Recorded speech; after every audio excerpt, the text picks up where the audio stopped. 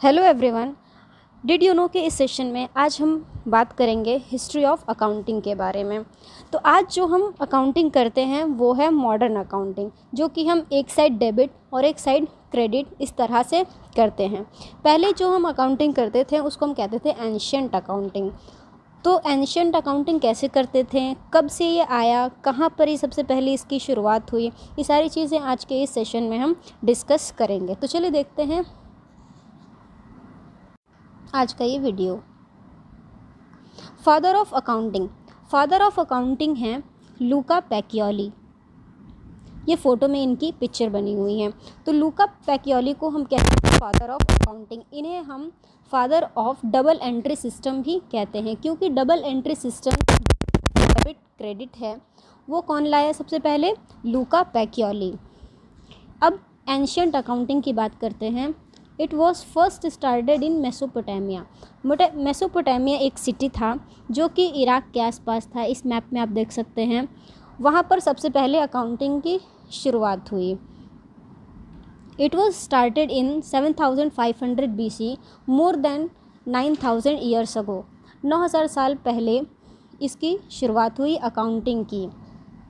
They used small clay objects as counters for keeping account of goods.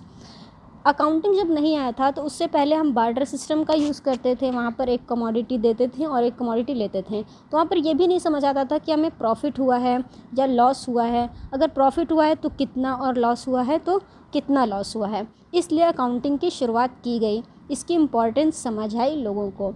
तो जब accounting आया तब क्या हुआ, छोटे छोटे क्ले को ले आते थे, जो कि ट्रांजैक्शंस जो करते थे वो छोटे छोटे क्ले को ले आते थे और उसी को एज काउंटर्स यूज़ करते थे। मींस उसे काउंट करने के लिए यूज़ करते थे और उसी से काउंट करने के लिए ट्रांजैक्शंस को करते थे। उसी को हम कहते थे अकाउंटिंग।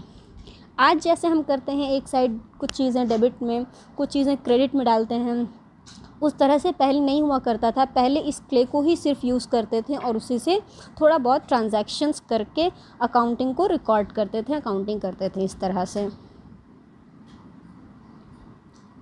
उसके बाद ऑडिटिंग की शुरुआत हुई। ऑडिटिंग की सबसे पहले शुरुआत कहाँ पर हुई? इजिप्ट और बेबीलोनिया में। बेबीलोनिया एक सिटी था जिसको हम आज कहते हैं, तब से ही कहते हैं, सिटी ऑफ कॉमर्स, क्योंकि ऑडिटिंग और अकाउंटिंग तो हो गया। उसके बाद ऑडिटिंग की शुरुआत हुई। तो ऑडिटिंग भी बहुत इंपॉर्टेंट पार्ट होता है अकाउंटिंग का, तो इसलिए बेबीलोनिया को नाम दिया गया सिटी ऑफ कॉमर्स। नेक्स्ट है अपॉर्शनिंग द रेवेन्यूज़। उसके बाद अब हमने ऑडिटिंग किया, अकाउंटिंग कर लिया, अब कुछ रेवेन्यूज़ जो हैं उसे हम वर्कर्स में देंगे। तो किस प्रोपोर्शन में देंगे, उसकी शुरुआत कहाँ पर हुई? ग्रीस में। It was started in 4000 BC। Next memorandum and ledger. उसके बाद सब तो हमने कर लिया। अब जो डेली बेसिस के जो छोटे छोटे ट्रांजैक्शंस होते हैं, या उससे जो थोड़े बड़े मंथली बेसिस पे जो ट्रांजैक्शंस होते हैं, उसके लिए हमने क्या बनाया? Memorandum and ledger. It was first started in Rome. It was started in 700 BC। Memorandum और लेजर में क्या डिफरेंस है? Memorandum on daily basis and ledger on monthly basis. जो भी ट्रांजैक्शंस हुआ करते थे डेली बेसिस पे, उसे हम कहाँ रिकॉर्ड करते थे? मेमोरेंडम में। और जो भी मंथली बेसिस पे हुआ करते थे, जो भी ट्रांजैक्शंस हो रहे हैं, उसे हम रिकॉर्ड करते थे लेजर में। तो इसके लिए हमने मेमोरेंडम और लेजर बनाया। उसके बाद बात करते हैं, मेसोपोटामिया हो गया, ग्रीस, रोम, उसके बाद बेबीलोनिया। अब बात करते हैं इंडिया की। इंडिया में फाइनेंशियल मैनेजमेंट आया। फाइनेंशियल मैनेजमेंट लिखा गया, एक स्कॉलर थे कौटिल्य नाम के, इन 300 BC। उन्होंने क्या लिखा? फाइनेंशियल मैनेजमेंट के बारे में एक बुक लिखा उन्होंने। उसका नाम क्या दिया उन्होंने? कौटिल्य अर्थशास्त्र। उस बुक का नाम था कौटिल्य अर्थशास्त्र। इसमें बहुत सारी फाइनेंशियल मैनेजमेंट, जो कि ट्रांजैक्शंस हो रहे हैं रिलेटेड टू फाइनेंस, उसके बारे में कुछ डिटेल में उन्होंने लिखा कि किस तरह से कैसे करना है 300 BC में। Only few detail aspects of maintaining books of accounts were given.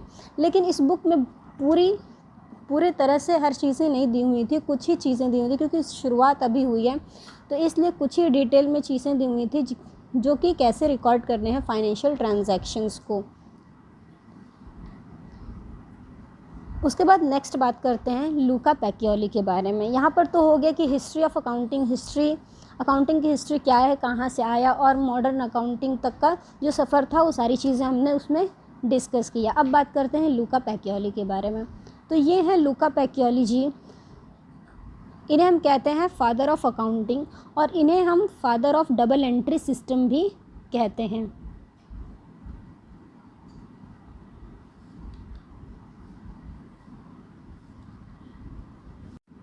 तो इन्हें हम father of double entry system भी कहते हैं। First person to publish a book on double entry system in 1494। 1494 में इन्होंने डबल एंट्री सिस्टम पे एक बुक पब्लिश किया, जिसमें ये दिया हुआ था कि क्रेडिट में क्या जाएगा, डेबिट में क्या जाएगा, ये सारी चीज़ें उन्होंने इस बुक में लिखी। He defined much modern day thinking about debit, credit, journal and ledger. Debit, credit जो कि डबल एंट्री सिस्टम में यूज़ की जाती हैं। उसके बाद जर्नल एंड लेजर, जो कि हम क्लास 12 से ही जानते हैं what is journal and ledger. तो इन सारी चीज़ों के बारे में इन्होंने बताया अपने बुक में डबल एंट्री सिस्टम में।